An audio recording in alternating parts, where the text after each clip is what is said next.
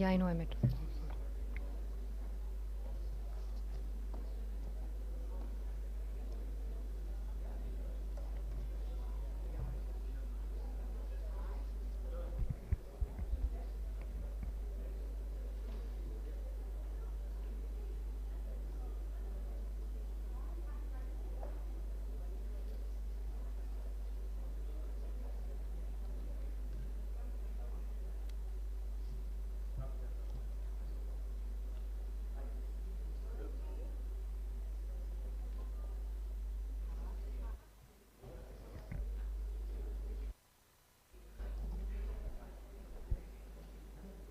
Ladies and gentlemen, please be seated. We'll be starting shortly.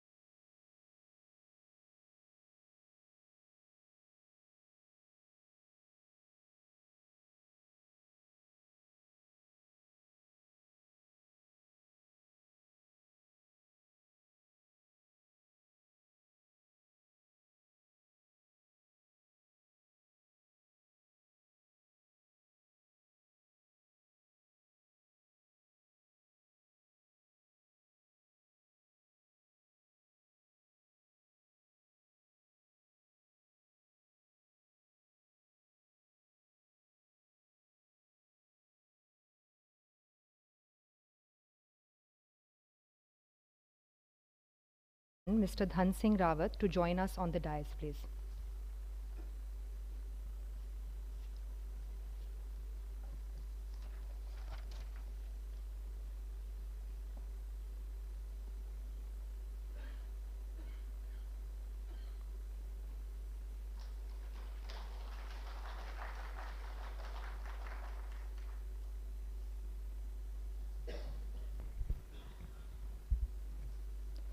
Good afternoon, everyone, and welcome to the 7th edition of the JRD Tata Memorial Awards and 16th Tata Oration being organized by the Population Foundation of India. We are a 53-year young and passionate national NGO dedicated to advancing gender-sensitive policies and programs with a focus on the health and well-being of women, girls, and young people.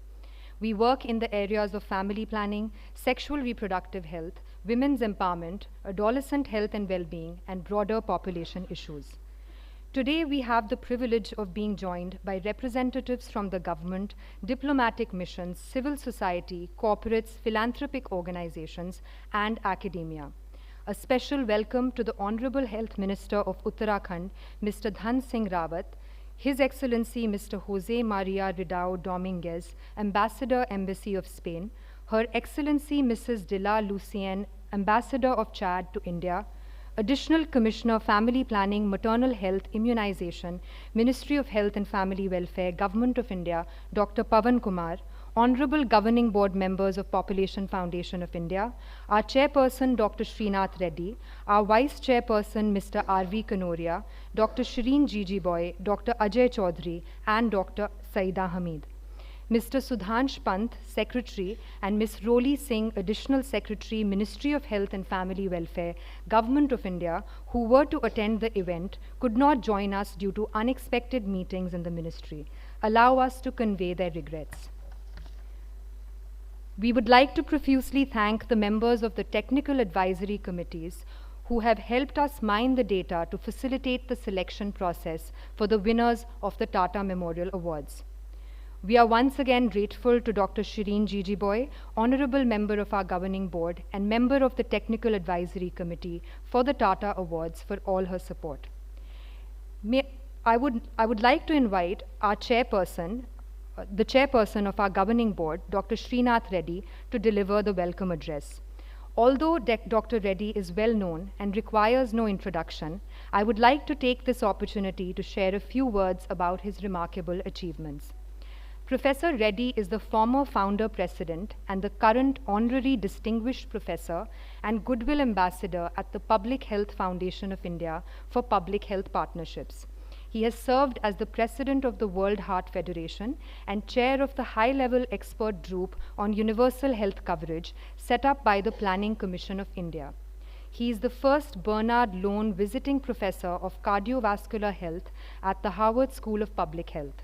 He is a global leader in preventive cardiology and has provided instrumental direction to strengthening training, research, and policy development in public health. Over to you, sir.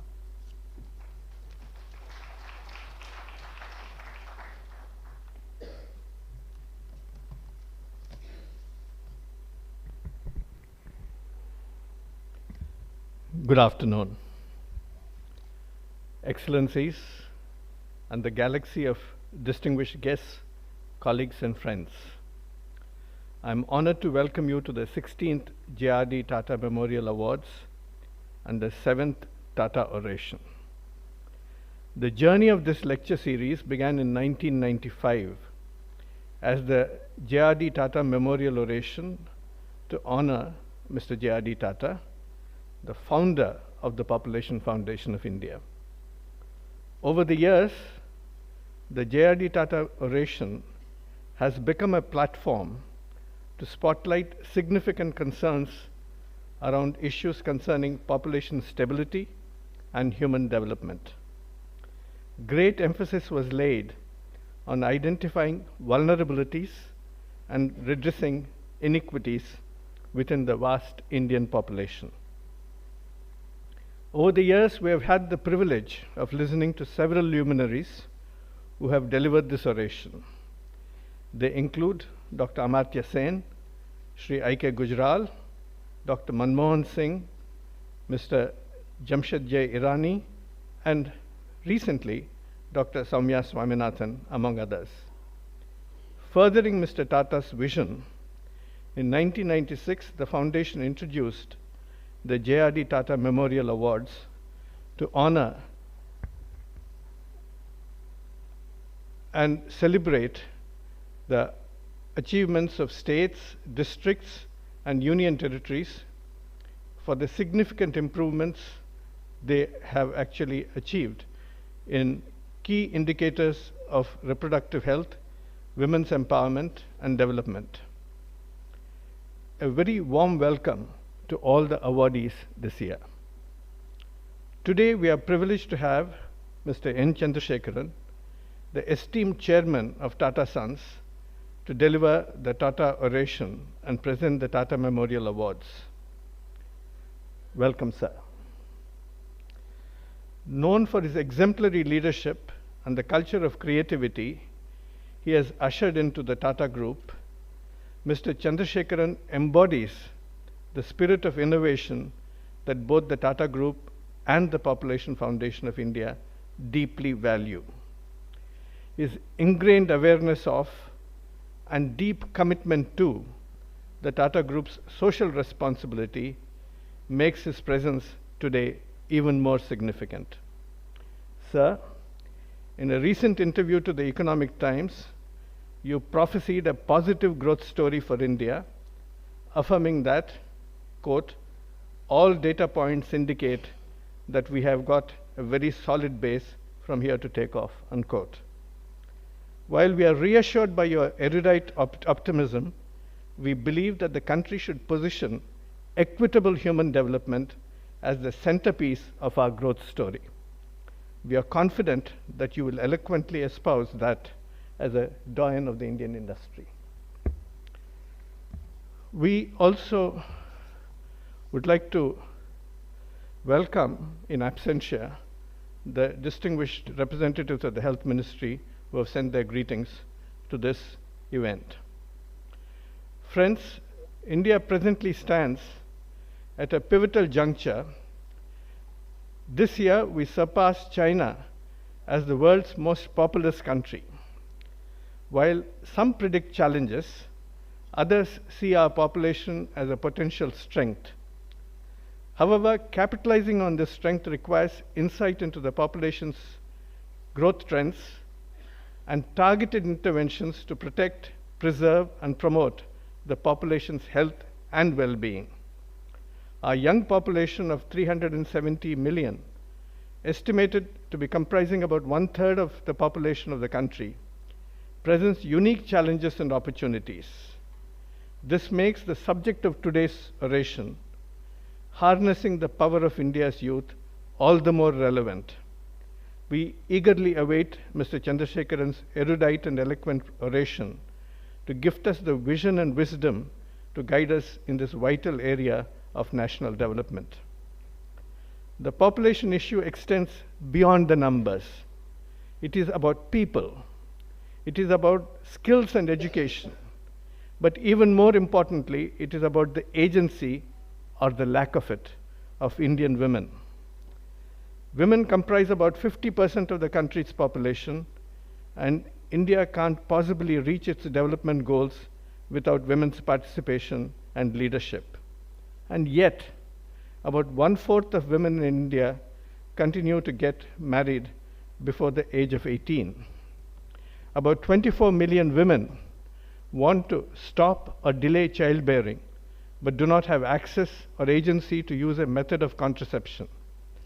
Our female labor force participation rate stands at a mere 24%, and the quality of employment for even these women is depressingly low, with over 80% being employed in the informal sector. To ensure reproductive autonomy of women and help them to realize their full potential has been a core mission of the Population Foundation of India. This is a goal we are determined to achieve. JRD Tata once said, quote, I have always believed that no real social change can occur in any society unless women are educated, self-reliant, and respected. Women is the critical fulcrum of family and community prosperity, unquote. Tonight, as we come together to honor and acknowledge those who have made significant strides in the realm of women's empowerment, population, and reproductive health, let us reaffirm our commitment to the ideals that Mr. Tata believed in and espoused. Friends, thank you for joining us. I hope this evening will inspire us all to build alliances and collectively amplify our efforts, envisioning India as the torchbearer of gender equity, innovation, and holistic growth. Before we move on with the evening, please allow me to introduce a film that captures the essence of the extensive work that the Population Foundation of India has performed over the last few decades. It offers a window into our journey, giving a glimpse of our achievements, and portrays our staunch dedication to India's promising future. Thank you very much, and once again, a hearty welcome.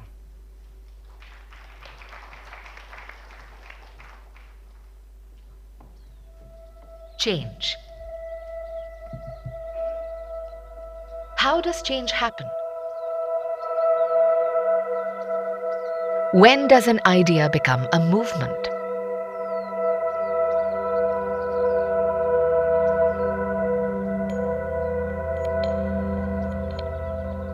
When does hope become reality?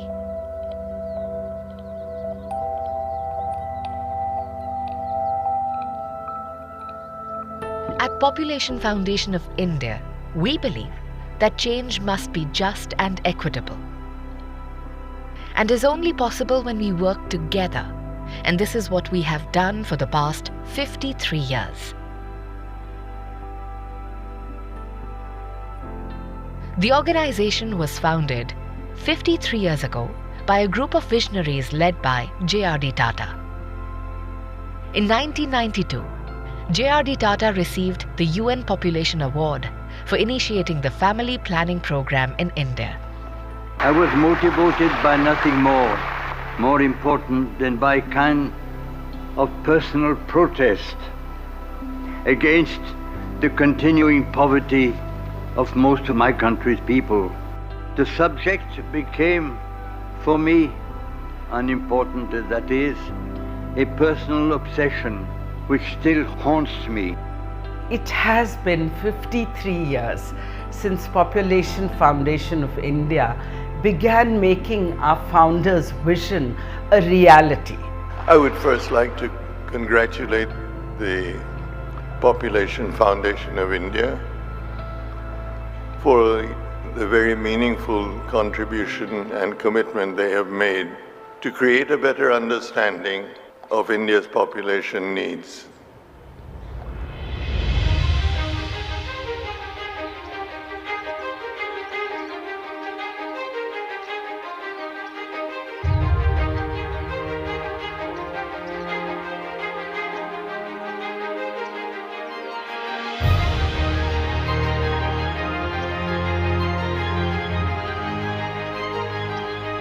Over the years, Population Foundation of India's work has focused on the reproductive health and rights of women and young people. मेरी पत्नी जो है operation के लिए navy chain hospital सकरी के पास 4 बजे operation शुरू हुआ, 6-7 बजे तक ख़त्म हुआ। फिर हॉस्पिटल रिफ़र किए 9 बजे रात में। फिर वहाँ पर 11 बजे के आसपास जो है मेरे पत्नी की मृत्यु हो गई।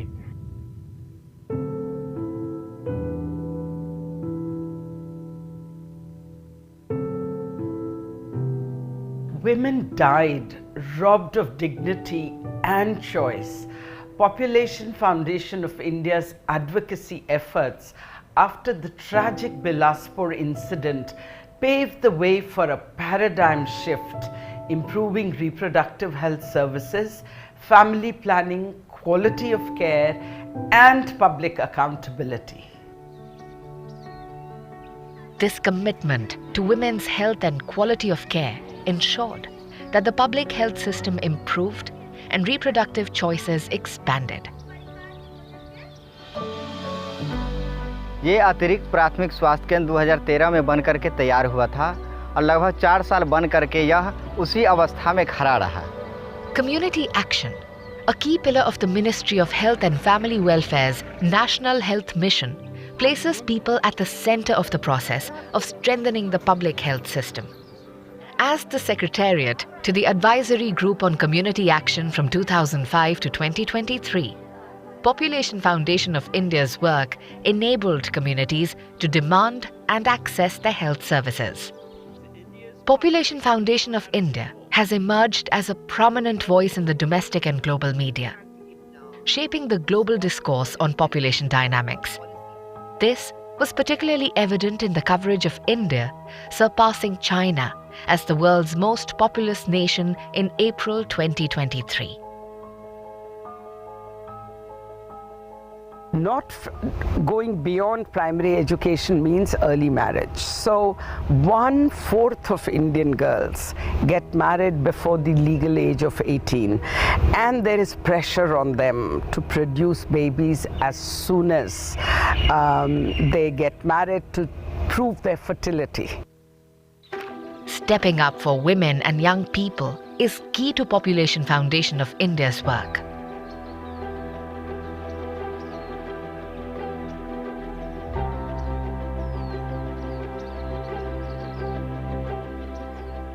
In 2013, PFI launched मैं कुछ भी कर सकती हूँ, an entertainment education program dealing with family planning issues. It was launched on Doordarshan and then it was dubbed in about 11 languages. So it was also shown on regional networks of Doordarshan.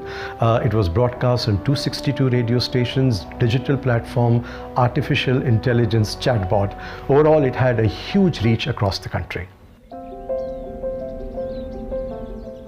मैंने जब मैं कुछ भी कर सकती हूँ serial देखा तब मुझे बहुत साहस आया। तब मैंने अपने पापा से बोला कि पापा मैं शादी नहीं करना चाहती हूँ, मैं आगे पढ़ना चाहती हूँ। The real test of a program is the impact on the ground, and it is here that मैं कुछ भी कर सकती हूँ is very special. Lat Kunwar Kushawa, a young girl from Budelkhands MP, became the first girl in a village to go to a college. Nirma Devi from Patna convinced her husband to use condoms and then became a champion of family planning in her village. The women of Bairia from Bihar meet every week to discuss domestic violence. That is the true test of a good television program. Population Foundation of India works with young people across Bihar, Rajasthan and UP, among other states, to create safe spaces that empower them to take informed decisions about their health. मैं अभी गांव-गांव में जाकर के जागरूकता फैला रही हूँ। जो भी मैं काम कर रही हूँ उससे सबको जोड़ने की कोशिश कर रही हूँ। हमारे गांव में या दूसरे गांव में जितनी भी महिला हैं, जितनी भी लड़की हैं, वो अपने मन का कर सके। To engage efficiently with adolescents and young people, Population Foundation of India has developed multiple tech-based interventions. The Sneh AI chatbot provides an anonymous, secure, and non-judgmental space for young people to access verified information related to safe online behavior and their health and well-being. Educately is Population Foundation of India's e-learning platform, offering courses on adolescence issues. In 2022, the organization piloted an initiative on using virtual reality for augmenting nurse training and family planning counseling. Even as Population Foundation of India embraces the future, its core mission remains the same, putting people before numbers. In our mission, the journey is the purpose, and the destination stretches beyond forever. We stand committed to achieving our goals with all the resources and strength we have. A dream never ends, and it will come true.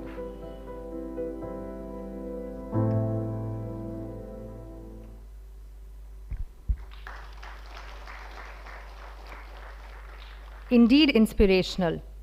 Moving to the next segment, I would like to invite the Executive Director of Population Foundation of India, Ms. Poonam Mutreja.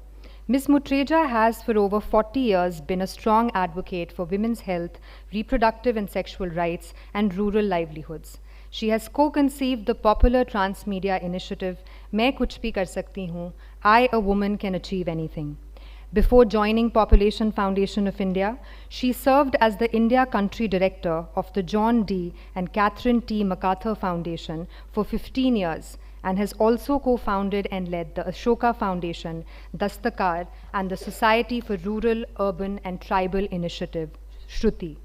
She is a member of the Governing Council and Board of ActionAid International and India, and is a member of a Committee on Population Dynamics and Women's Empowerment at the National Academy of Sciences, Engineering and Medicine, Washington, D.C. Over to you, Poonam. No, stay. It's not over to me. I'll just introduce. Stay.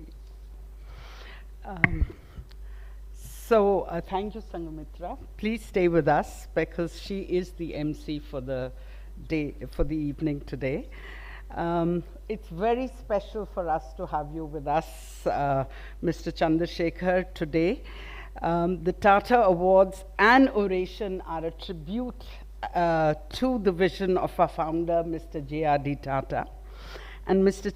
Chandrasekhar has upheld the Tata legacy admirably. Recognized for his foresight, Mr. Chandrasekharan has guided the Tata Group to new successes while remaining true to the group's long-standing commitment to social responsibility, a cornerstone for Tata Group's identity. Since taking the helm in January 2017, Mr. Chandrasekharan's leadership has been characterized by an emphasis on leveraging the Tata Group's diverse portfolio to deliver on broader social objectives such as sustainable development, healthcare, education, and community empowerment. The breadth of Mr. Chandrasekharan's influence extends beyond the Tata Group, as evidenced in his active participation in global advisory and leadership roles. From Singapore's Economic Development Board to the India-US CEO Forum, his thought, leadership, and contributions to trade and industry have garnered him prestigious accolades, including the Padma Bhushan in 2022. As an author, Mr. Chandrasekharan has laid out his vision for a digitally empowered nation in his book, Bridgital Nation, a clarion call to harness technology in the service of humanity. This is emblematic of his belief that the true measure of a business's success is its ability to make a positive difference in people's lives. Please join me in extending our warmest welcome to the man who not only leads one of the largest businesses conglomerates in the world, but does so with an unwavering dedication to social progress to deliver the 16th Tata Oration titled Harnessing the Power of India's Youth. Please join me in welcoming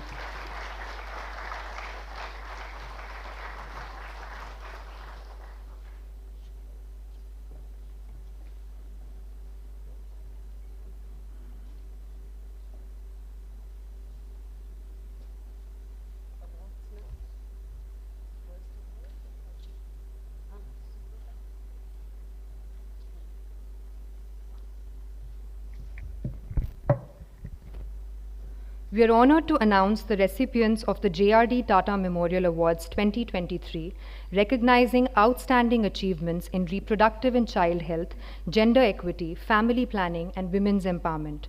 These awards, presented by the Population Foundation of India, are a testament to the dedication and efforts of states, union territories, and districts towards improving key indicators in these critical areas of development.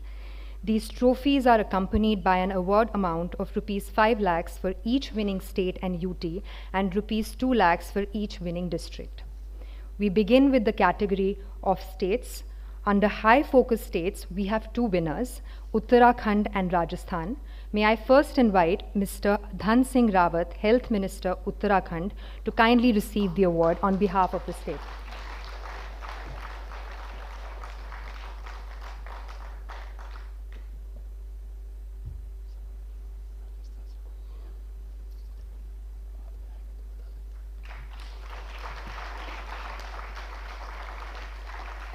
There's no representation from the state of Rajasthan. The award will be sent over to the state.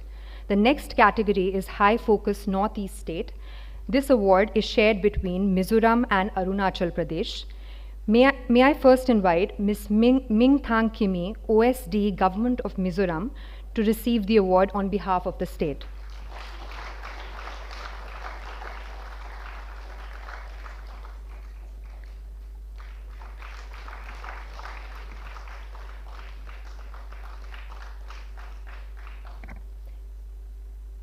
May I please invite Mr. Sangeet Dubey, Additional Resident Commissioner, to receive the award on behalf of the state of Arunachal Pradesh.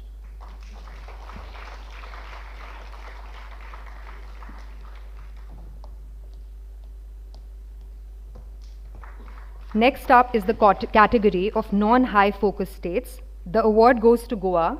May I please invite Dr. Rupa Nayak, Deputy Director, Public Health, to receive the award on behalf of the state.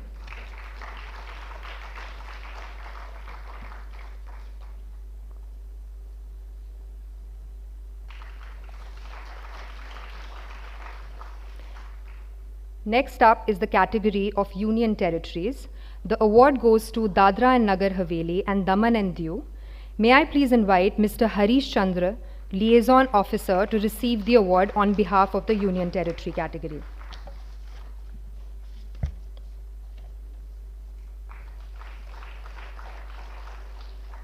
Moving on to the district level awards.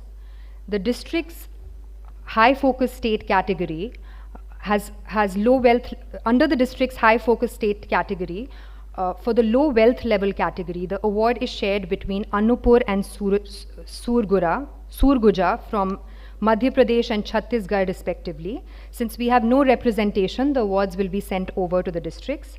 The next category is low wealth district, high focus northeast state. The award goes to Kurung Kume, Arunachal Pradesh. May I please invite Mr. Sangeet Dubey, Additional Resident Commissioner, to receive the award on behalf of the district.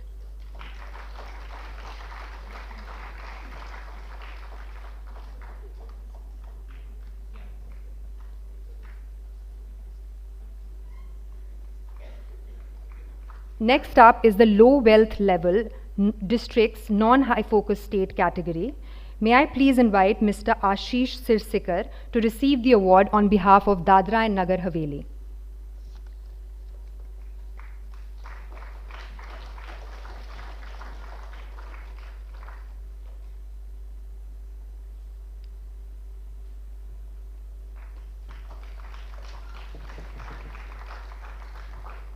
Next up is the category of districts high focus states, moderate wealth level. There are two winners under this category, Basti Uttar Pradesh and Oration Uttar Pradesh. May I first invite the District Magistrate of Basti Uttar Pradesh, Mr. Andhra Vamsi, to receive the award on behalf of the district.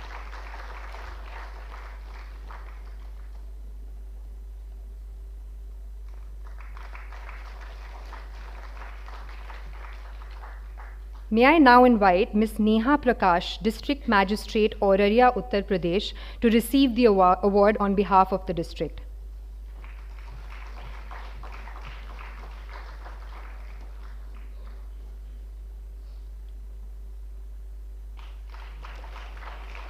Next up is the category of districts high focus northeast states, moderate wealth level. The award is shared between Kradadi, Arunachal Pradesh and East Kemeng, Arunachal Pradesh. May I please invite Mr. Sangeet Dubey, Additional Resident Commissioner, to receive the award on behalf of Kradadi, Arunachal Pradesh.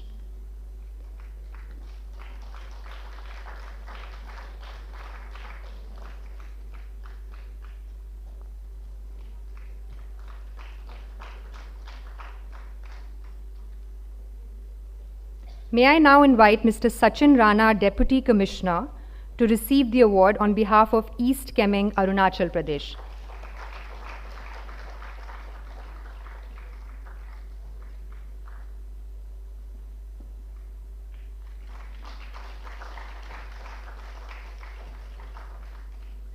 Next up is the category of districts non-high focus state, moderate wealth level. The award goes to Teni, Tamil Nadu. May I please invite Mr. Anbu Chelan, Deputy Director of Medical and Family Welfare, to receive the award on behalf of the district.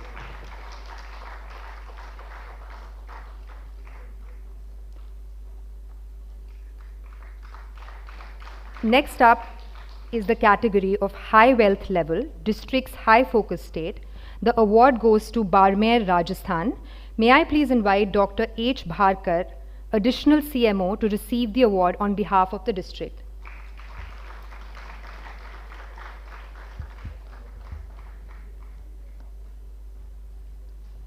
Next up is the category of districts high focus northeast states, high wealth level. May I please invite Mr. Sangeet Dubey, Additional Resident Commissioner, to receive the award on behalf of Lower Dibang Valley, Arunachal Pradesh.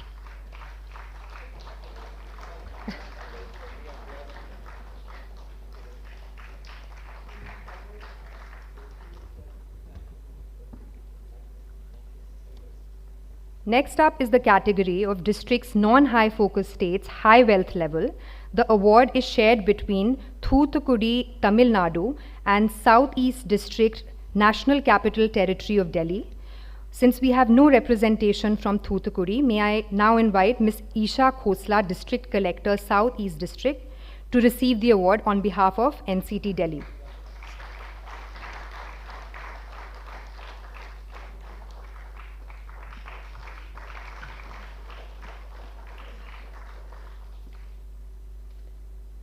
Congratulations to all the awardees for their exceptional work and commitment. We extend our gratitude to Mr. Chandrasekharan for presenting these prestigious awards.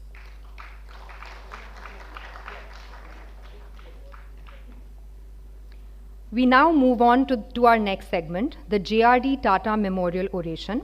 I would once again like to invite Ms. Poonam Mutreja, our Executive Director, to introduce the guest of honor, Mr. Natarajan Chandrasekharan, who will be... Okay, we have a longer introduction, but anyway, we will move on to the oration directly then.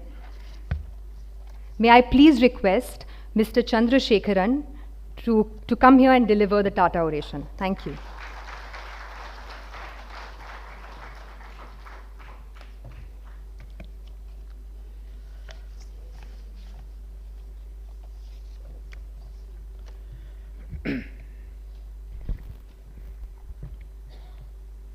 Good afternoon to all of you. It's a great honor and pleasure to be with you all this afternoon. Let me first thank Dr. Srinath Reddy, Ms. Poonam Mutreja, and Dr. Shirin Jijibai, and the Population Foundation of India for giving me this opportunity to share a few thoughts on this very, very important topic. Before I proceed, let me also acknowledge and remember the great JRD Tata,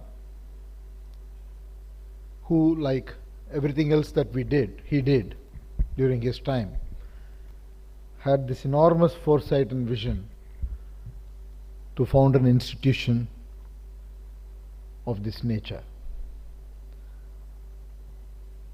During the last few days, while preparing for this lecture, had the opportunity to read the history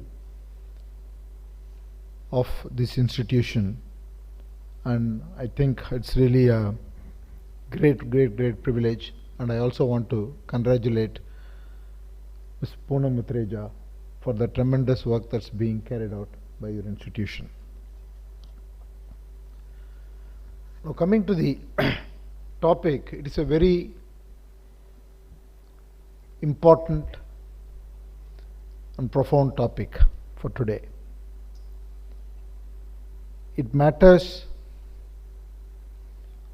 most to the younger people in this country because their aspirations are high and their needs are not met.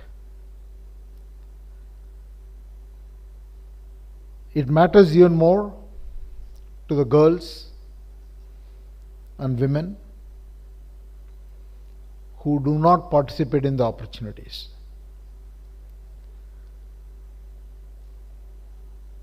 And it matters to the economy, businesses, and the society at large. So I do want to dwell a little bit about this topic. And if I may say so, this topic to me has two connotations or perspectives. First, it means the young population of India, The second, it means the India's youthfulness is a nation, it's an young country. While we have a very, very ancient history, the Republic of India is only 75 years old. We are still learning, we are discovering ourselves, and we are in a developmental stage. But it's true that we have enormous potential and the power to become a global force, especially in today's context of an uncertain world.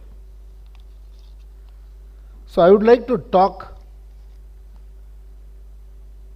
about 5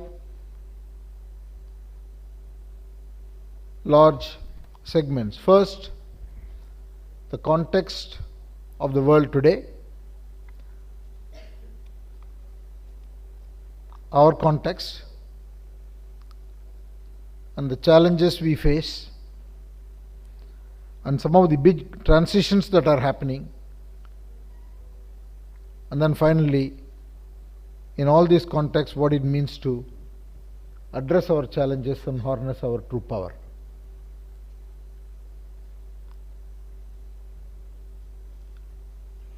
We have gone through a lot in the last 3-4 years. While we were seeing a rather stable world in the Cold War era, the pandemic hit us. I don't know, we seem to have already forgotten because our memories are very short. In those 2 years, I think there were many nights and days you thought normalcy will never return. And here we are, almost have forgotten the hardships of those 2 years, and we are conducting lives as usual. But the pandemic exposed many, many things. It definitely exposed the interconnected nature of the world and the failure in that interconnectedness, what it can do to the livings of people. In business, we often loosely use the word supply chain. We tend to use many words and many jargons thinking that the whole world knows about these jargons. But the supply chains gave away big time. And it brought down practically the whole world to a halt overnight. And the growth slowed down, especially in the developed economies. Things stabilized after the pandemic. We thought things were returning to normalcy, and then we are in the middle of 2 wars now. And the global trade is significantly impacted by the China-US tensions. And all of this is happening, and the first time the developing economies will contribute more to the economic growth than the developed economies. First time the developed economies are getting used to inflation levels they were never used to.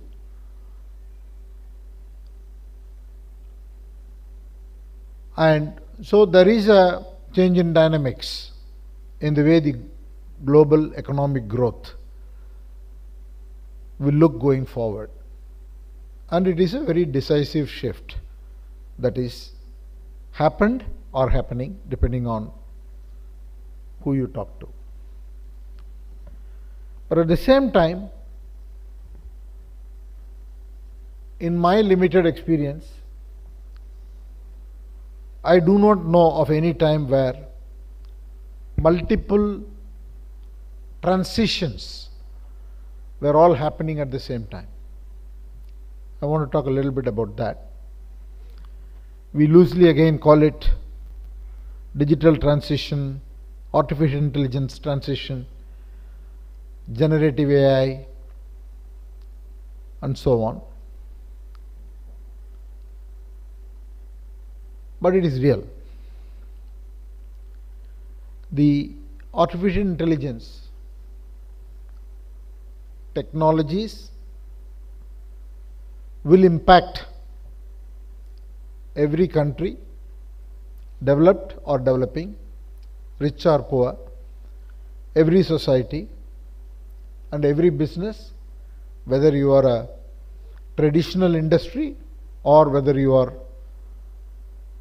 a modern industry, tech industry, services industry, manufacturing industry. Its effect is going to be profound. And AI will not only enhance productivity, but it will create many things hitherto were either not known or were thought not possible. There are extreme views on AI.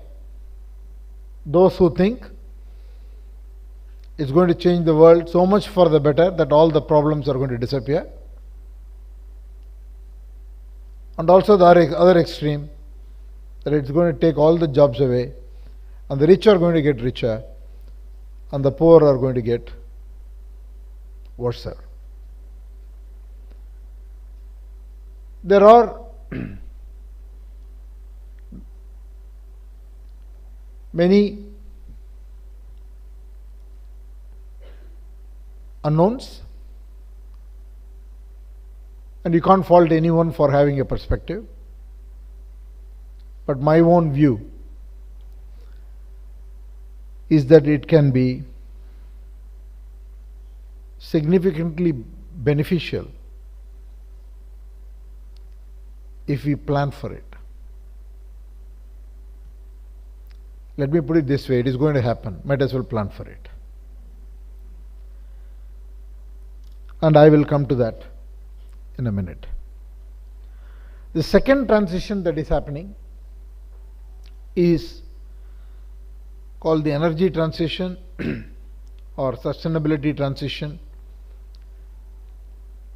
and this has got a much broader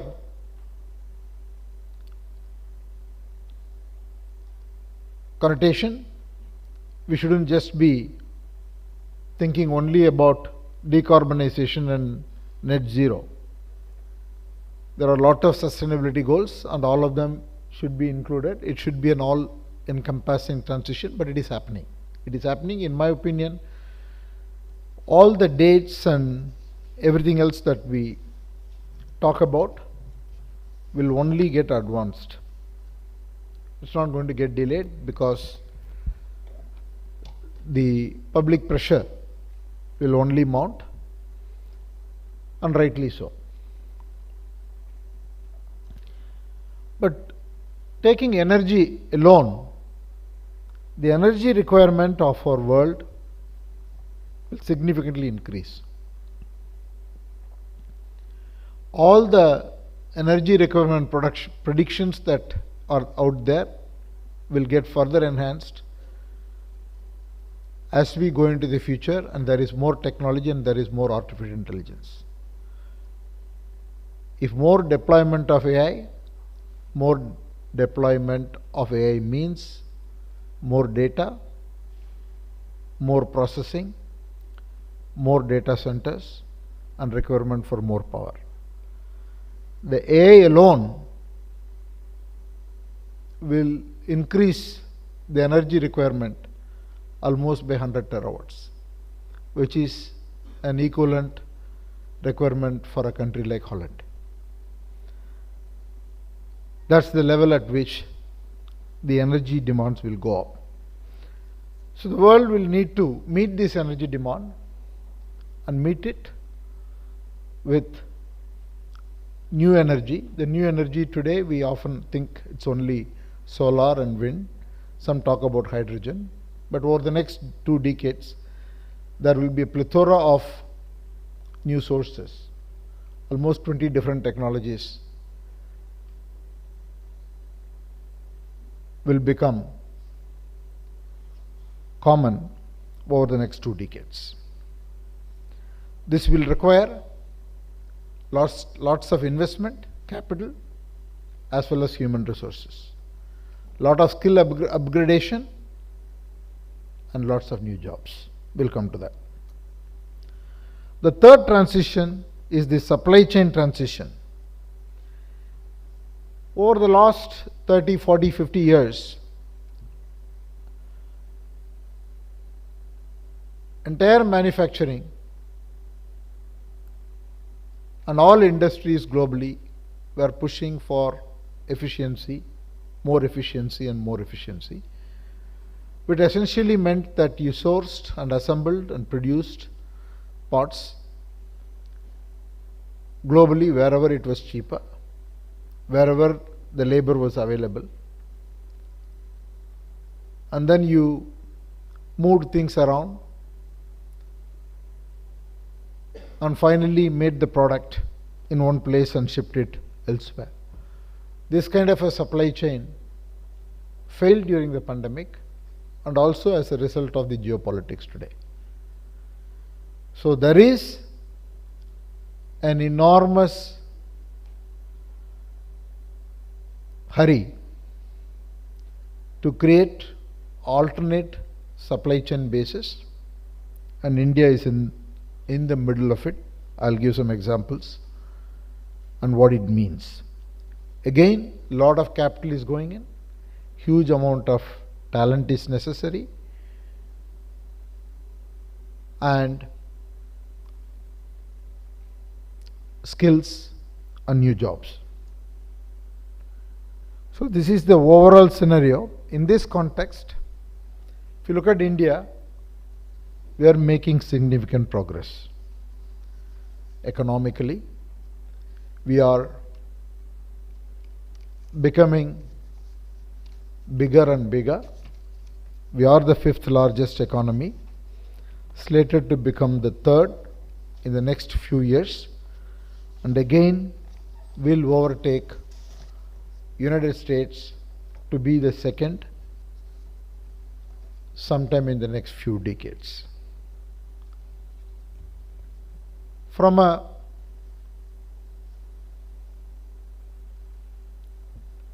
positioning perspective, we do have a lot of stability today. Even the Indian currency is stable. Macro factors are good. Our banking system is healthy. By and large, well regulated, I would say. Our exports are increasing.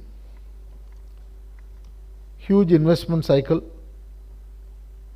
currently, led by both the private and the public spending.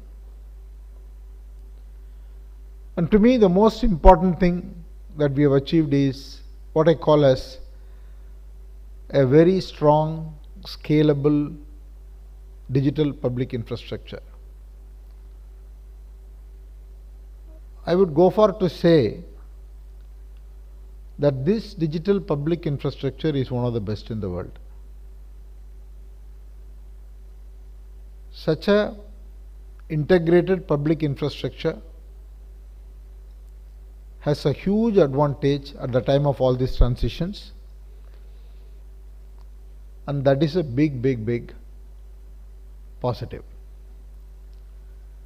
And above all, relevant to today's topic, our biggest strength is our youthful workforce, because we have 70 crore people below the age of 30. Our growth rate for the foreseeable future, given where the rest of the world is likely to be faster than anyone else of material size. Our per capita income is around roughly below $2,500 and will close to double this decade.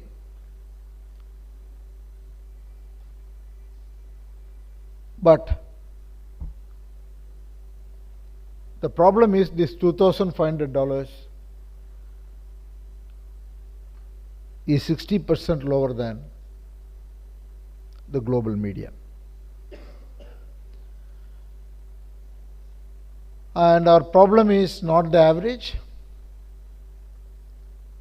our problem is the disaggregation.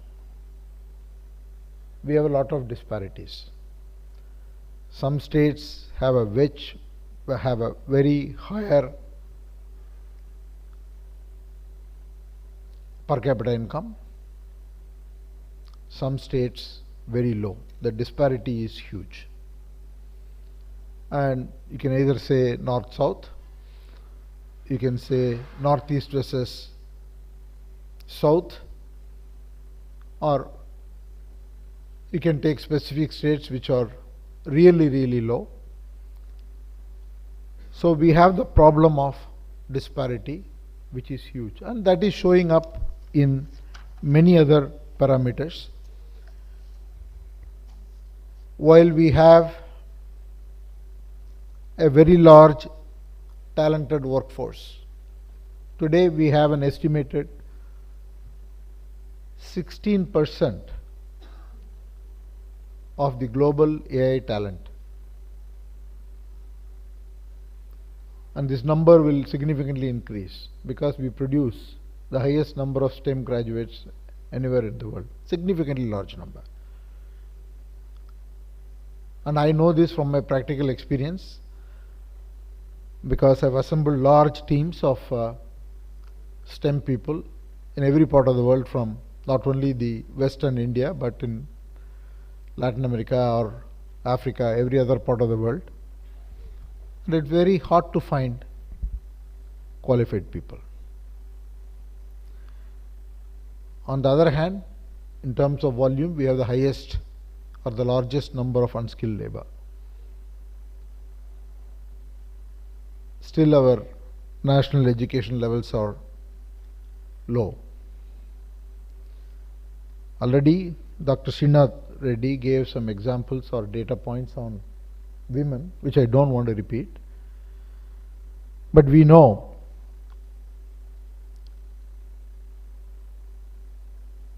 that the participation of women is much lower. We have only 24% participation of women. But if my data point is right, more than 12 crore women who have an 8th grade or a 12th grade education still do not work. And even if half the number of women who are eligible to work, our GDP will go up by $500 billion. The other point we have is, another disparity we have is in education outcomes. We have a huge disparity on education outcomes. Some places it's very good, some places it's very bad. So you hear all the commentaries, yeah, they produce a lot of people, educate a lot of people, but they are unemployable. So we have a disparity.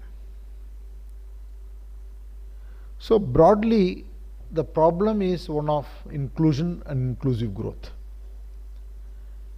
How do we, the fact remains that we are going to do well economically, we are going to grow, our GDP is going to grow from a 3 trillion to 5 trillion economy to 10 trillion economy to 25 trillion economy in the next 3 decades. But while growing so, how do we simultaneously solve whether you call it inclusive growth, equitable growth, and give opportunities for people? How do we solve the education and healthcare to be certain that basic education and healthcare is available to everyone, irrespective of who they are, where they come from.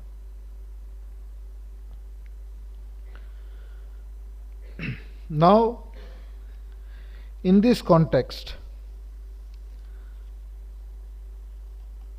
I would like to say that the skills that are required have to be thought through very carefully. The education for the future not only requires the basic education that we all received and we all impart, we need education to provide what I call as the 21st century skills. We want everyone to be digitally fluent. We want everyone to have problem solving skills. We will need to teach people how to collaborate. We need to teach creativity. So it's not only educating people with the right inputs.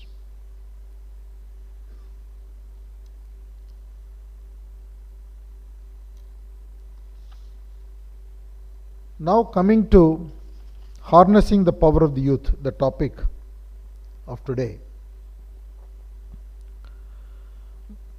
I believe that any social transformation will require an economic transformation. You cannot sustain a social transformation without achieving economic transformation and economic success. The basic fact is you need a vibrant environment of jobs to sustain any development. Once we have this growth, the growth opportunity, we can address and should address inclusion. On the one hand, you need to disproportionately invest in healthcare, primary healthcare. I'm going to give you a couple of examples. And primary education, skills. But given our size, scale of the population, we need to do it in such a way that we are smart about it. You cannot solve a healthcare problem by going on a spree of building only large number of hospitals and waiting for graduating lot of doctors. Probably you all have the data much more than I do, but there is an estimated shortage of 500,000 doctors, and you can't produce them overnight. You need to use the power of technology to be able to maximize what we can do with the infrastructure that we have while continuing to build new infrastructure. Upskill the people to be able to provide certain services which are at a higher level than what they are capable of, primarily with the aid of technology, digital, artificial intelligence. Skills is an area we need to significantly invest, because all our training cannot be just people study their schooling and then go into tertiary education doing sciences or arts. We need to have definitely both a normal education and apprentice, skills based practical education, so that people can be pursuing things that they are interested in and get on to jobs. So our skills have to be very, very, very focused. We call this approach a Bridgetal approach.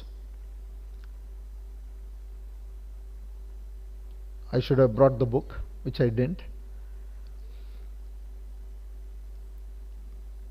And we wrote this book in 2019 and just did one book launch, and then the pandemic hit. So our book tour went for a toss. But I could see the problems that we outline in the book come to life during the pandemic. So if at all, for me, the pandemic reinforced my belief on the concept. So I'm going to give you a couple of examples here. We have done a project, 3 pilots we did. One of the largest ones is in Kolar in Karnataka. So we have created a very advanced technology hub. We call it Digital Now Center, where we have all the expert doctors are available.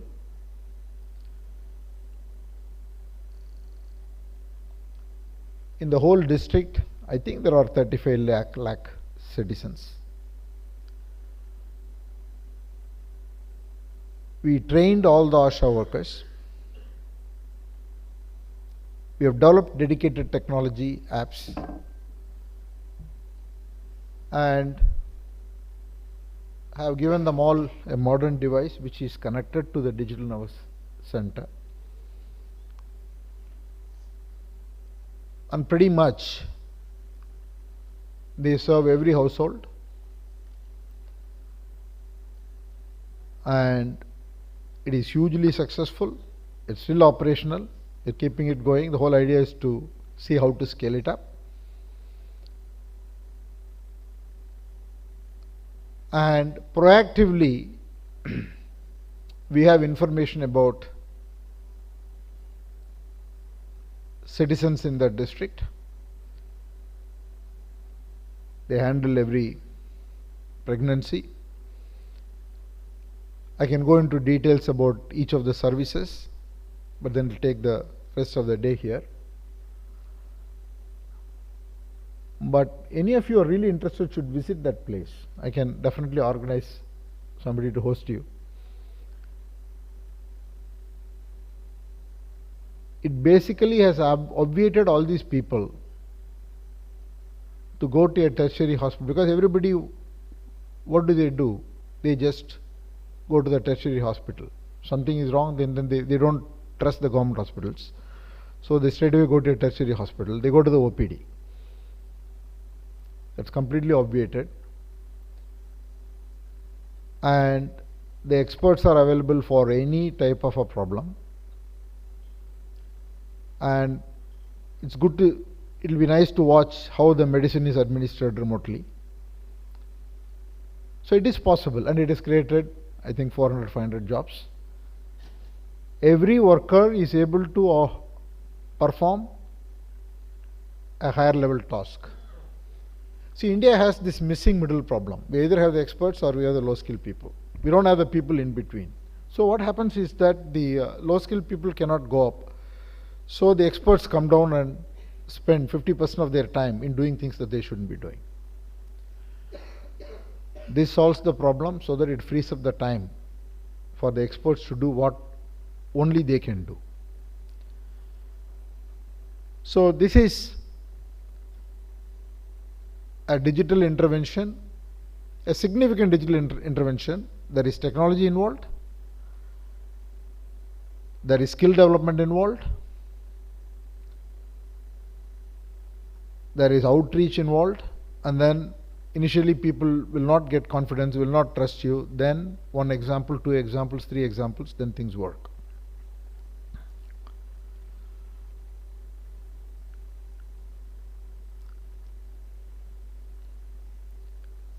What I want to say is that the power of the digital public infrastructure that is there in the country is enormous, because first of all we have a mechanism of having a digital identity for everyone. See, by the way, I don't believe the problem is jobs, because in India everything is an informal economy. Everybody is doing something.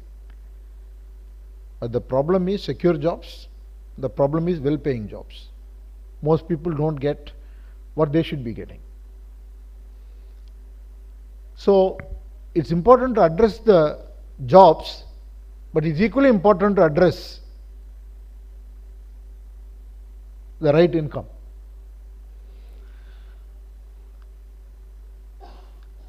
With the help of this digital infrastructure, we also have this Pradhan Mantri Jan Dhan Yojana, individual accounts, so the direct benefits could happen. And I frankly believe that we couldn't have done the vaccination but for the digital infrastructure. We would have really struggled, because our size and scale and complexity of this country is so vast. I don't know how we would have managed. We wouldn't have been even able to take care of tracking. So what this infrastructure does is, it has the ability for anyone to get onto the network through a mobile phone or any other device,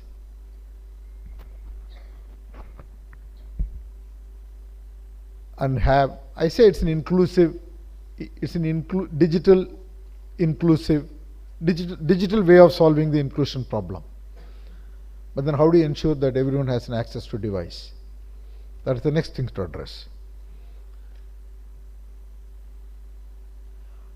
I think what we need to do and what is happening is to continue to build more stacks. The example I gave on healthcare, that stack has to be built fully, so that the power of the healthcare solution can reach across the nation. Every area there will be new applications that will come. Some will be government led, some will be private sector led, because all the, again another jargon, all the protocols are published. So anyone can build a solution, and then have to build the ecosystem. According to me, this is the only way.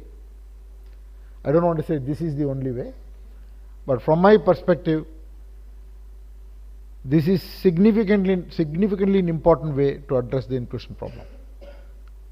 While we have to make all the investments necessary, capital to be allocated, teachers, we have a huge shortage of teachers. I don't know what the number is. I think I used to hear that there is every year the requirement of teachers go up by 40,000. I don't know what that number is. So we need digital intervention, and all these solutions, we call it stack, across sectors can be built, and this needs to be scaled up. So we talk about skills. Come to, say, at the Tata Group we are doing many efforts on all these areas.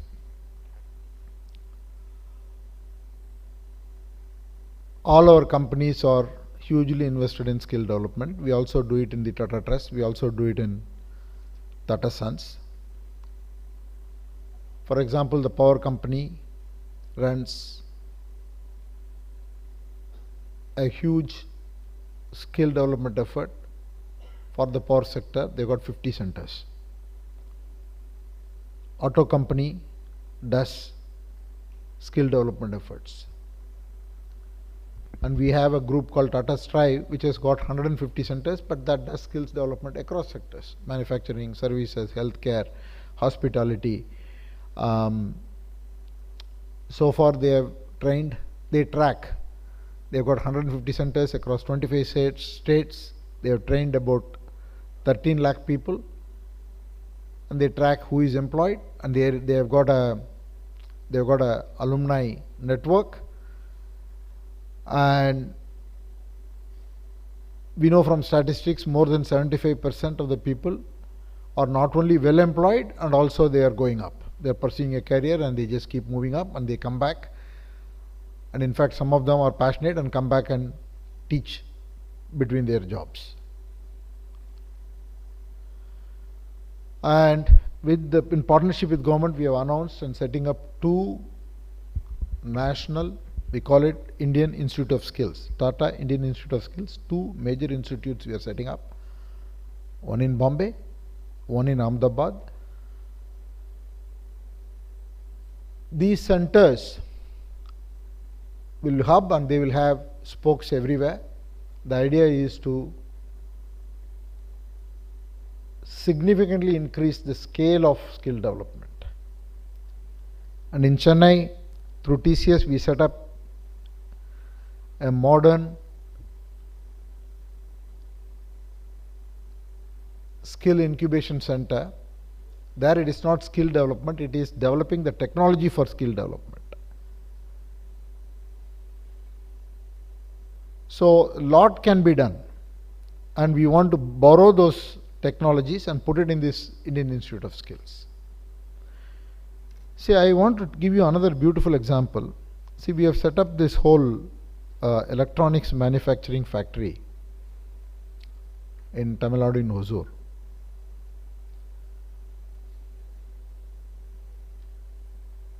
We set this up during the pandemic,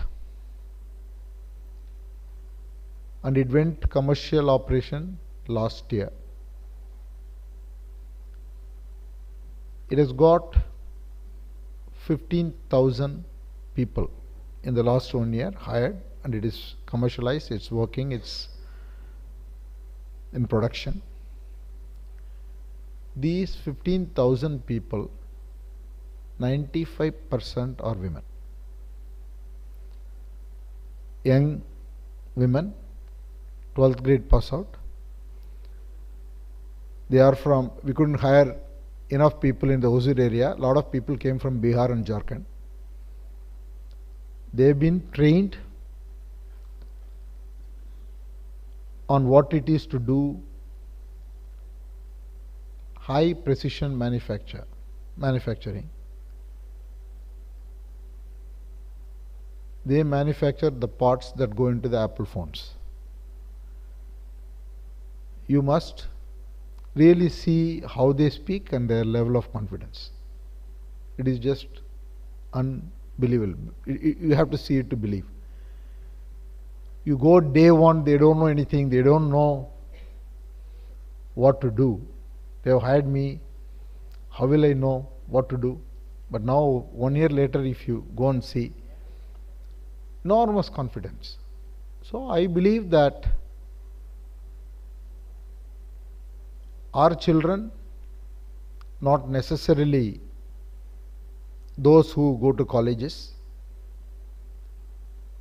people from the rural areas, extremely talented, provided we can harness them. Now it has become a routine thing for me to send people there to see. Please go and see, and then come back and give feedback. So we are going to be 50,000 people, and I am just worried at the high concentration of women actually. So I feel that you should go 70%, not 90% and 95%.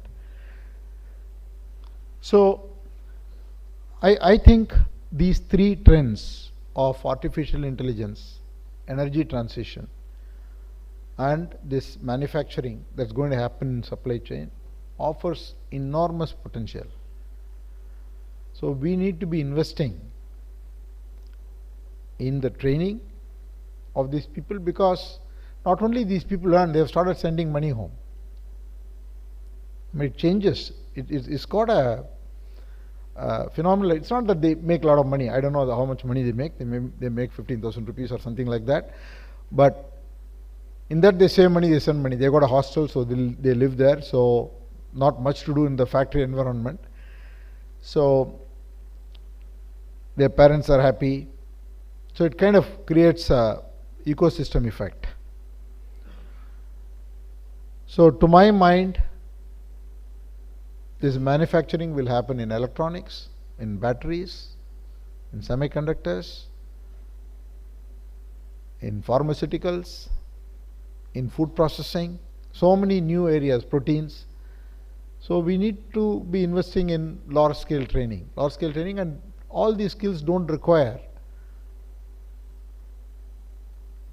high-end skills. They all can be trained. See, India will play in both ends. We will play in very high-end artificial intelligence and services, high-end services, latest technologies. We will also play in the low-end.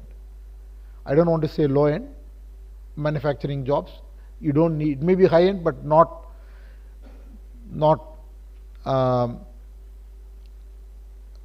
cutting edge.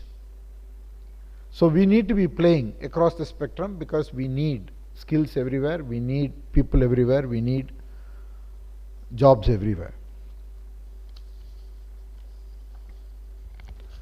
So I would like to conclude by saying we are a very confident nation. There is a lot of aspiration and energy in our younger people. We need to be investing. One hand on big economic development, on the other hand on human resources. I broadly call it human resources because it includes everything. It includes skills, it includes education, it includes their well-being, all of that. And if we do this and deploy technology, I am a big believer that our problem is, one is access, other one is jobs and income. We shouldn't be solving it with two different axes. We should be solving it by connecting it, and the connection is technology. That is why I call it digital. So a plug, if you really want to know more, please read my book. Thank you.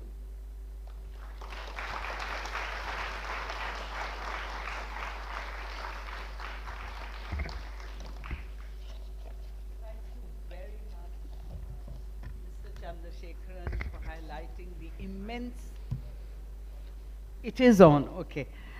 Thank you very much, Mr. Chandrasekharan, for highlighting the immense potential of India's youth, the urgent need to ensure inclusive growth, access to basic education, healthcare, skill-based secondary and tertiary education, and equal opportunities for all. Especially the women.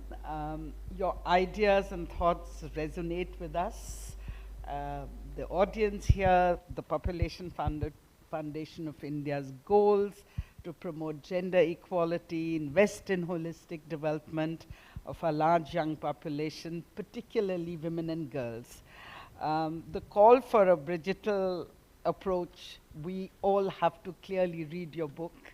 I wish we had done a book release come Oration, and we hope we'll have an opportunity to do that because we clearly do need others to read the book too.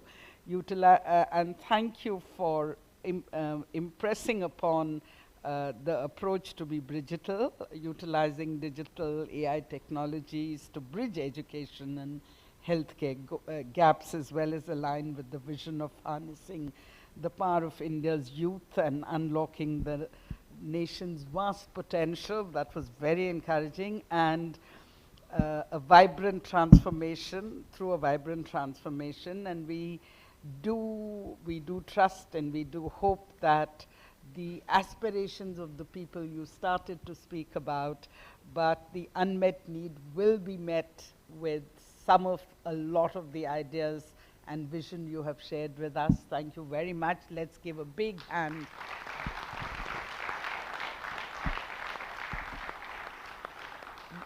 you would consider accepting some questions, right?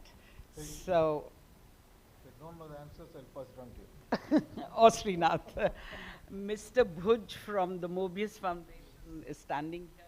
Give him Chandrasekhan, excellent oration. I think we all were so inspired by your this digital approach, skilling, education, health, some of the issues which definitely is going to reverberate throughout this oration. I have a question. You talked about the collaboration, working together. So my question is, how do philanthropic organizations collaborate for making greater impact on health on ground, which is basically PFI, and we are working together, but there are, you talked about the bridging the gap and how this could be achieved. Your take on this? keep collaborating with us. They are our big donors. No, not donor. Sorry. You're working together. Over to you. See, I think health is a complex subject because a state subject, and even when we work, it's not consistent. You can't get things implemented the same way everywhere. I think fundamentally there are many aspects of health. It's just primary health care is one of them. And I saw the work that's being done by Population Foundation, especially on women, on family planning and all that. So there are so many different areas to target. Depends on what area that you are passionate about, because each organization tries to address it in some area. So we will need a lot of people to pitch in, a lot of areas to be touched. And even in the Tata group, there is so much work that Trust does in many areas like malnutrition, cancer, so many areas. But I was only talking about a holistic primary health care. I believe holistic primary health care is a big need, and if the approach is, I believe the approach is standardized, it can be scaled up big time. So I think the idea is to whichever area we are targeting, how do you form partnerships so that that area gets standardized and it goes to areas which you need to go to. I think my remembrance again is out of the 720 districts, the biggest attention needed is around 220 districts where the problem is acute. So how do you target those? And they need to figure out who to partner with and carry on. So with their support, we're working in the 6 most backward districts in UP. I saw Rajiv Tandon, Chandra, and yeah, I saw these 2 hands. Thank you. Absolutely wonderful oration. My question. Yeah, I'm Rajiv Tandon. I represent an organization called Research Triangle Institute, where we build evidence of various programs for public and private sector. Excellent oration, sir. My question to you is, at the level and the position that you are, and the recommendations that you gave for a country, and you did highlight issues of inequity. In your best opinion, would you recommend cooperative federalism in today's day and time, or competitive federalism? Because there is clearly 2 Indias, and you beautifully mentioned those also. Not everything gets done everywhere and equally. So what would be your opinion on that, sir? Sir, I don't have a view on this. Certain things I'm not really equipped to comment. So I really need to think about it, because there are things about which I think, things about which I come across, I don't Normally I don't get the opportunity to dwell deep. So these are questions I have not really pondered. But I think the what is required is governance is important. We can talk different models, but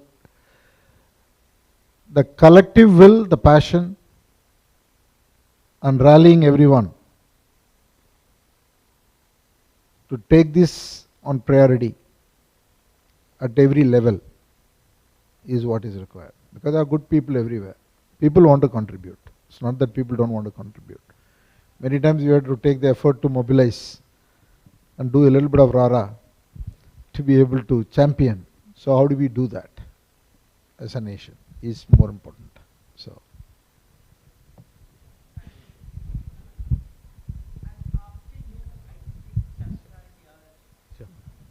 Hello.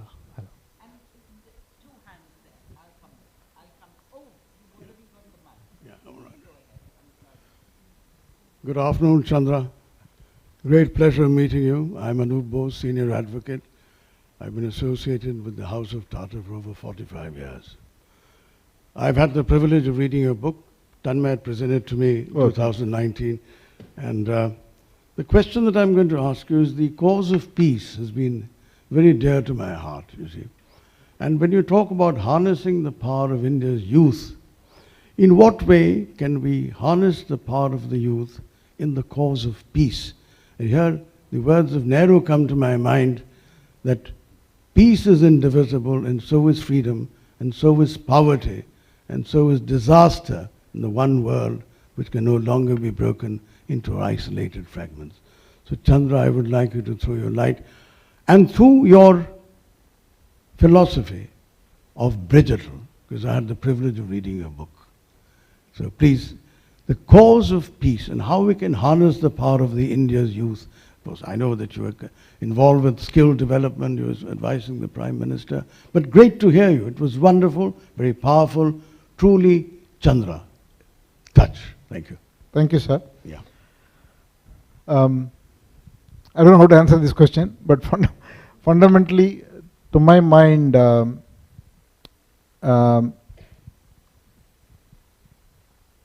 in simple terms, what I would say is we need to give access and opportunities. I do believe that once opportunities are given to people in a way that the intention is for them to grab the opportunity and there are people around to help and support and people are rooting for them to succeed, everything happens. See, all of us got opportunity. I mean, to be very frank, I wouldn't be who I am without getting opportunity. I got opportunity at an early age. I got a break in Tata's to do my internship in 1986. During the internship, it was very difficult to get the internship because they were not giving internships those days, and then there was a dilemma and they gave me internship, and after 6 months they offered me a job. So it's the opportunity, then got exposure. So I think it's not complicated. It's just that we need to give, we need to, I don't know, 100 million, 200 million, 300 million people who don't have that in different parts of India. So I think we channelize them, then we have to channelize people towards development, towards, see, younger people also want to do a lot of good work. So many people I interview today, or very rarely I do get a chance to talk at length, but when I do, they say, what will you do on sustainability? They are obviously interviewing for a job which is nothing to do with any of that, but still they want to know before they sign up and then work for you. They want to know what kind of a commitment you have for the causes that are dear to them. So I think younger people have a lot of potential. They have a lot of thinking, irrespective of the strata of the society they come from. But we just need to give them opportunities. It's a very broad answer, but I don't know how else to answer it. Great. So I think you need to limit. we have a lot of You need to people limit. with wanting to ask questions. I was wondering if we could take 4 or 5 and yeah, not missing a woman. Please go ahead.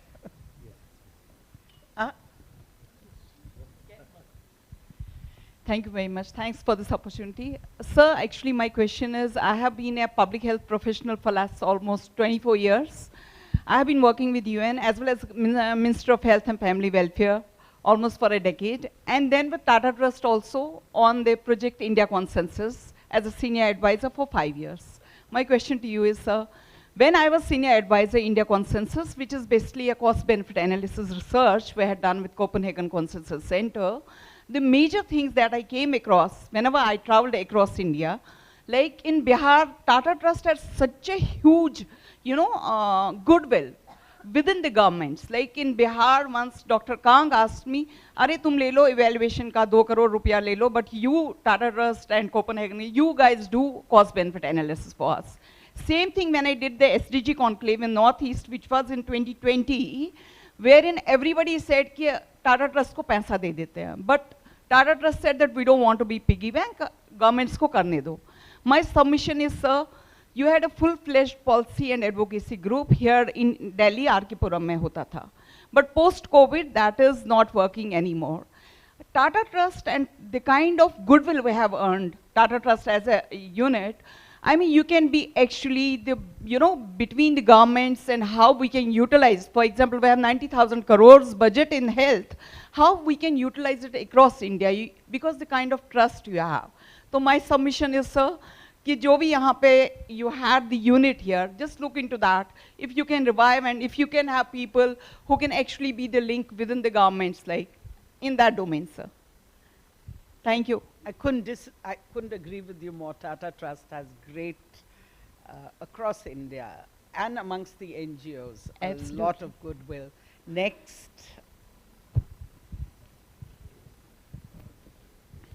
Good evening. My name is Chandrasekhar. I work with MSI Reproductive Choices, an organization which works on sexual and reproductive health rights and services. My question is, again, first of all, thank you for the excellent oration. And within that, you talked about the need for various sectors to collaborate and work together. Over the period of time, especially what I'm looking at is, when it comes to social sector issues, whether it's education, health, etc., a lot of corporates now are sort of encroaching on space of civil society organizations and not-for-profits. And often also they're doing things what the government should be doing. And especially a large number of them, ever since the CSR Act and all that, of course there are organizations like Tata's who have been doing it for a century now.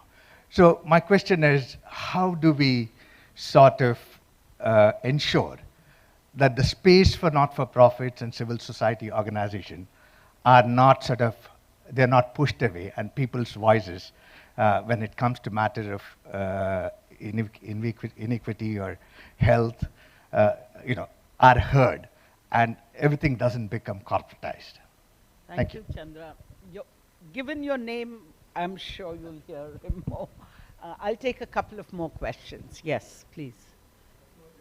Privileged to witness and listen to you, sir. Thank you so much. We have heard so much about the various initiatives and the scale on the education and the skill development of Tata Group. So we would also like to hear the focus and investment being made by the Tata Group to improve health and well-being, especially the young people. So very broad questions, a lot of questions. I'm going to take one last question because I didn't go that side. And yeah, okay. Yes, you had your hand. Can I ask everyone to please keep their questions brief so that we do have the time to... Yeah, hello, respond. Hello, Mr. Chandrasekharan. You were very inspiring. My question is that, do you think the government should have a bigger role with the role that you guys are already doing in harnessing the power of India's youth, and you can help maybe give better advisory to the government and strengthen your ties or many other organizations like you doing the same work and effort to create better skills for all our youth all over the country, Bharat, India. Thank you. I'm Priyadarshini, this side. From? Well, I'm running Made in Bharat Stories Okay, India, lovely. and I'm also trying to skill and train many people across the country. Okay, so we have a last question there. Thank you so much for such a beautiful oration. This is Devang. I'm a filmmaker. I was part of the BBC News. As a documentary filmmaker, AI is one of my favorite subjects, and you touched upon that as to how there are two very different school of thoughts. Some people who think that it's going to be the key to the future, or some people who think that it's going to take the jobs away. From the government's point of view, what do you think is the way to navigate this very complex technology that we still have very little idea about? We see some misuse happening, and then obviously we feel that there needs to be regulations in place to stop it, but that also discourages a lot of people to make use of it. So can you please share some light as to how do we navigate something that is so nuanced and yet holds a lot of potential for the future? Thank you. Please, no, you have Rina, that you would like to say anything at the end. I think on the first question of Tata Trust having I think Tata Trust, without being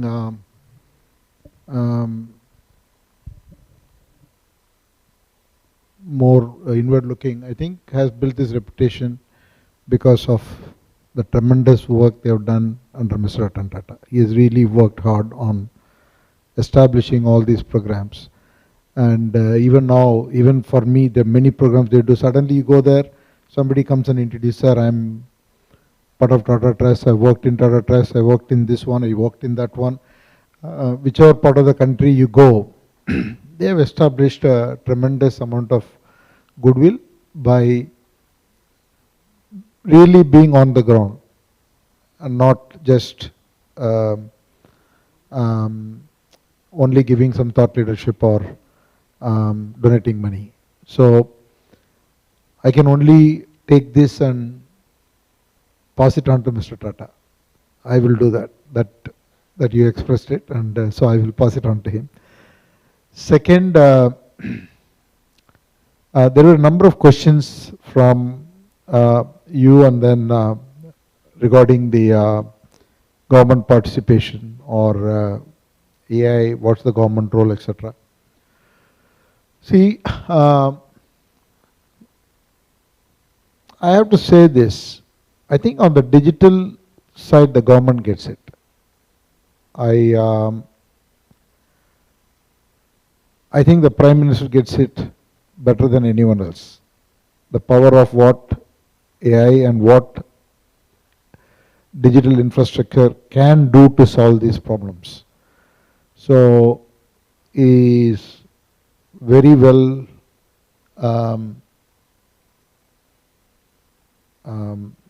versed, very knowledgeable in this space. So many of these initiatives he is driving, the healthcare stack, etc., will not happen otherwise. So even the two Institute of Skills, we are working with the government. So we are putting the whole infrastructure in place, we are building the content, we are building the technology, we are doing everything else, but we are doing with their support. So if you want to scale anything, you have to work with the government. Government can bring the scale. The scale that they can bring is just enormous. But like everything else, we have the responsibility when we have an idea to take that idea and evangelize that idea and get the support. Otherwise, it's, you can't just say I have a brilliant idea and I'm not getting support. So every idea, yes, obviously when you do one good work, when you come from a Tata Group with 2, 3 or 4 examples of having done, you do have credibility, but at the same time, all these programs have takers in government, they have money, but we got to work with them. We got to sell the idea. It takes time, and depending on where you want to do, you need to identify all the people. And I'm not doing it all the time. So there are other people in the group who are very good at that. There are people who work in the social sector, largely in Tata Trust, but the other companies also have got very strong departments who take an idea, evangelize, and they know who to meet, etc. But then we need to execute. So I think government involvement is very, very critical, and we need constant engagement with government is critical if you want to do things at scale. Otherwise, we can do pilots, but you can't go very far. With regard to encroachment, I don't think that anyone is encroaching in anything. The amount of work needs to be done is so much. I don't think that we need everybody to pitch in, but I think NGOs are critical because non-profits and NGOs, you do full time.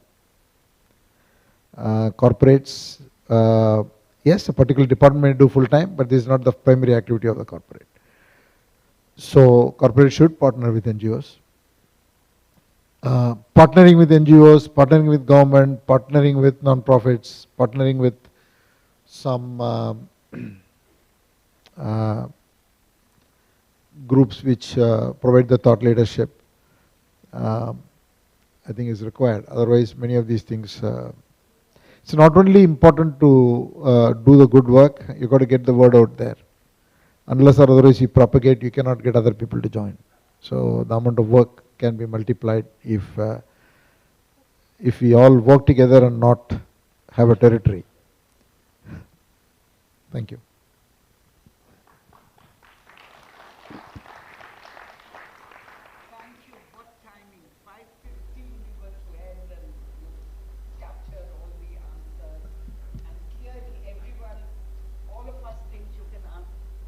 Clearly, all of us think you can answer any question if you can lead Tata Sons, but you've also given a tip to the young people here, or parents to tell their young people, look for an internship in Tata Sons. We do have internships in PFI, but you won't reach so far, though many people in PFI have done well. Over to you. Thank you, Poonam, Mr. Chandrasekharan, and our audience for a very engaging Q&A session. As we come to the close of this enlightening evening, on behalf of Population Foundation of India, I would like to thank everyone who has contributed to the resounding success of today's oration and award ceremony. Our deepest gratitude to our distinguished guest of honor, Mr. Natarajan Chandrasekharan, for gracing us with his insights and for continuing the Tata legacy with such vigor and dedication. Your words today not only inspired us, but also reaffirmed the path that the Population Foundation of India is so committed to tread upon. We are grateful to the Honorable Health Minister of Uttarakhand, Mr. Dhan Singh Rawat, for gracing us with his presence today. Our gratitude to our chairperson, Dr. Srinath Reddy, for setting the stage for today's discourse. The guidance from you and all our board members is a beacon that inspires all of us. Thank you, Poonam, our Executive Director, for your leadership and motivation. Thank you to the hard-working team at Population Foundation of India. Your dedication and tireless efforts have not gone unnoticed and have indeed been the backbone of our work. To all the luminaries and guests who have taken the time to attend and contribute to the discussions, your presence has been instrumental in the success of this gathering. The insights and perspectives shared today have contributed to a rich and engaging dialogue. And lastly, to each of you who have come from near and far, your engagement and thoughtful participation have brought the essence of these awards and oration to life. As we conclude, I invite you to carry the message of today's event with you, to continue the conversation and to contribute to our collective vision of empowering communities and individuals across our beautiful nation. Please do join us for tea outside. Thank you once again, and I wish you all a pleasant evening and a safe journey home. Thank you.